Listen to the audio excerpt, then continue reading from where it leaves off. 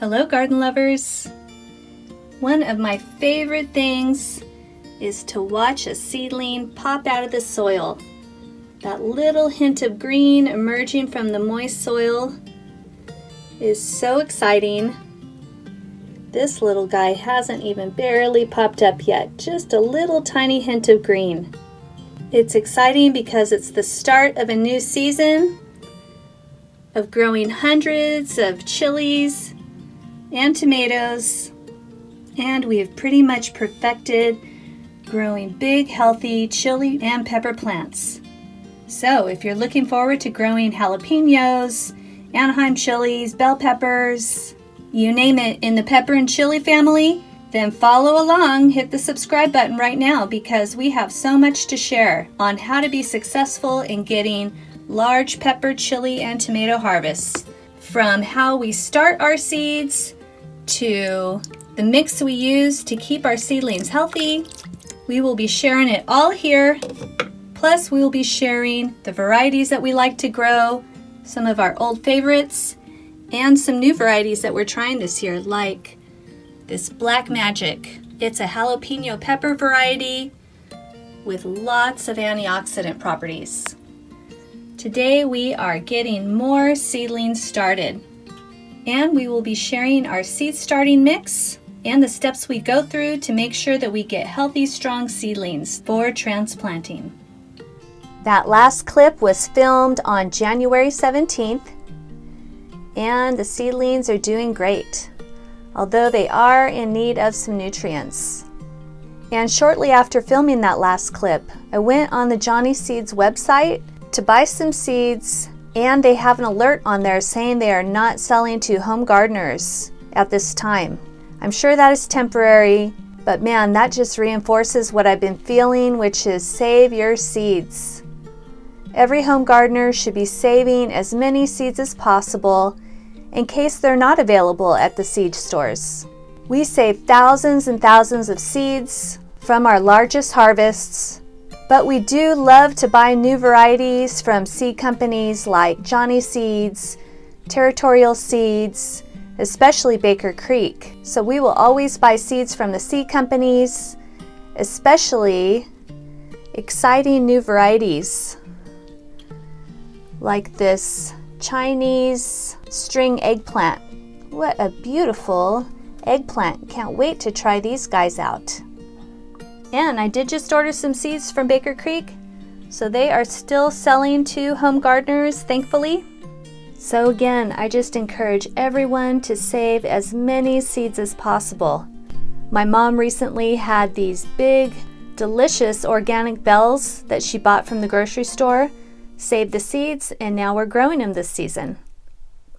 Get yourself a little seed storage container. I got these from Michael's. Got them all categorized, and I'm sure Johnny Seeds is going to be selling to home gardeners again really soon, but we just always want to be able to have as many seeds as possible so that we could grow food no matter what.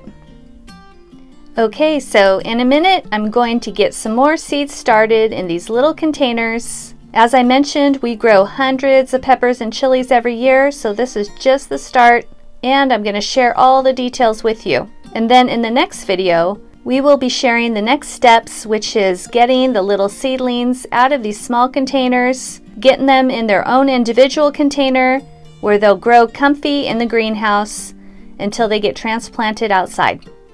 This group of peppers are overdue. They should have got into their individual containers a couple of weeks ago, but time did not permit that. But they'll be fine. They definitely need some nutrients though. They are a bit stressed out. You can see here, this guy is ready. The roots have taken over the whole soil cell. And what's really interesting is some people will say that you have to plant pepper and chili plants at the soil level, but not true. If I could get in here, these little bumps coming out, these are adventitious roots, just like you see on a tomato plant. So when I plant these, and again, I'll share that video next. These guys are going to get planted pretty deep. The soil level is going to be moved up to this area. And all these will just continue to form into long roots like these. but this guy definitely needs some nutrients. You could see here the purple tint is an indication of a nutrient deficiency. But again, he's going to be fine. Alright, time to get some Thai chili seeds planted. We love Thai chilies. And I will share all the materials that we use to get healthy, strong seedlings. For tomato and pepper seedlings, we use these small little 6-cell containers. For watermelons, cantaloupes, pumpkins, we use the larger ones. And for the base of the soil mix, we are using EB Stone's Edna's Best. So here is the EB Stone Edna's Best. And then we add some calcium from our girls' eggshells. We save the shells all year long and then get them powdered. And really it's just a pinch of this and a pinch of that. We don't use a real measurement. So just sprinkle in some calcium. Then we add some worm castings. A little bit of Dr. Earth organic fertilizer. And then mix it up really well. We're using these little mini cells for our tomatoes and peppers.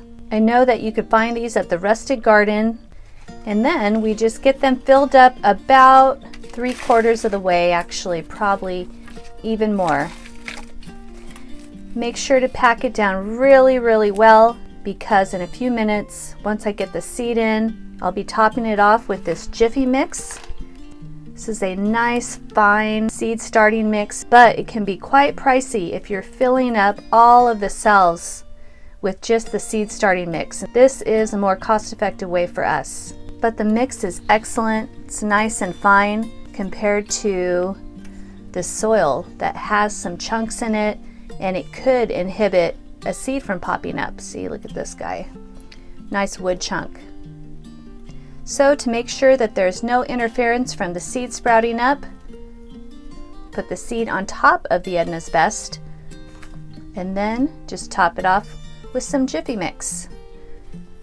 Pat it down, and again, we make sure that it's nice and firm in the cell, because next we're going to soak it. Make sure the soil gets soaked in a nice cool bath of water. This peat moss is pretty fluffy, so I've started spraying it with a spray bottle of water to kind of dampen it, keep the soil down, so that once I place it in its bath to get nice and saturated, then the peat moss won't start floating. And then from there, they go on a heat mat under the grow lamp. These chili plants right in front are getting ready to get moved into their own container today. And then these ones that are propped up on top of this wood block are on a heat mat. They were seeded 6 days ago, and they started popping out of the soil yesterday. So 5-day germination. And the way we're getting really quick germination is placing them on the heat mat. We lower the grow lights to where they are just 2 inches above the container. So they're staying nice and warm, they're getting a ton of light, and they pop up really quickly. We make sure that the soil stays moist daily by just coming in here with the baster and dropping a little bit of water on top until germination. Once we see the beautiful little seedling pop out of the soil, we start feeding them with a diluted Dr. Earth liquid fertilizer mix. We do this about every 2nd to 3rd watering. And a good indication of when it's time to water is when the tops of the soil starts getting a lighter brown. That's the soil drying out, losing its moisture, and it's time to get a drink of water.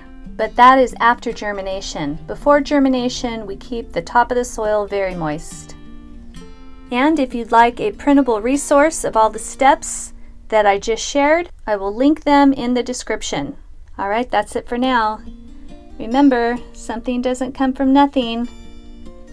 Next video, we will be transplanting our little seedlings into a bigger container Ooh, this leaf got burned by the grow light. And we will be sharing the steps before they get transplanted into their permanent growing location. Hope you guys enjoy your week and enjoy your garden.